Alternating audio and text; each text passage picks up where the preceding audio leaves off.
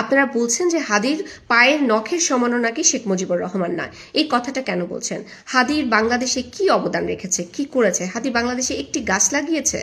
হাদি কি 24-এর আগে হাদির ভূমিকা কি ছিল? 24-এ গণঅভ্যুত্থানে হাদির ভূমিকা কি ছিল? 24-এর পরে হাদির কি ভূমিকা ছিল? সে ছাত্রলীগ নিষিদ্ধকরণের দাবিতে, আওয়ামী লীগকে ব্যান করার দাবিতে সে কিছু স্লোগান রেখেছে, যেই স্লোগানকে আপনারা বলছেন খুব ভালো স্লোগান বা কিছুই আপনারা বলছেন, সেই স্লোগান ছিল খারাপ শব্দ ব্যবহার করে কিছু স্লোগান মেক করা, এবং সেই স্লোগানগুলো দিয়ে নিজেকে আপনাদের সামনে সুপরিচিত করেছে। এছাড়া হাদি আর কি করেছে?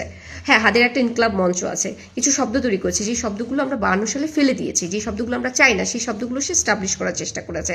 আপনারা আরেকটা কি কাজ করলেন? হাদিকে কাজী নজরুল ইসলামের পাশে শায়িত করলেন। আচ্ছা, কাজী নজরুল ইসলামকে ভালোবাসে না বাংলাদেশের এমন একটি ব্যক্তিকে আমাকে দেখান। আপনি কোন পলিটিক্যাল পার্টির কথা বলবেন, কার কথা বলবেন? বিএনপি, জামাত ইসলাম, এনসিপি, যতগুলো পলিটিক্যাল পার্টি আছে সবার মধ্যে সমস্ত ছেলেপুলেরাই হচ্ছে কাজী নজরুল ইসলামকে ভালোবাসে, তার কবিতা আবৃত্তি করে, তার বই পড়ে, তার গান শোনে, তার গান গায়। তার মানে কি সবাইকে হচ্ছে কাজী নজরুল ইসলামের পাশে শায়িত করতে হবে? এরকম একটা ছেলে যার কোনো অবদান নাই বাংলাদেশে, সে মাত্র একটা স্লোগান দিয়ে ভাইরাল হয়েছে, ভাইরাল হওয়া একটা ছেলেকে কাজী নজরুল ইসলামের পাশে শায়িত করলেন।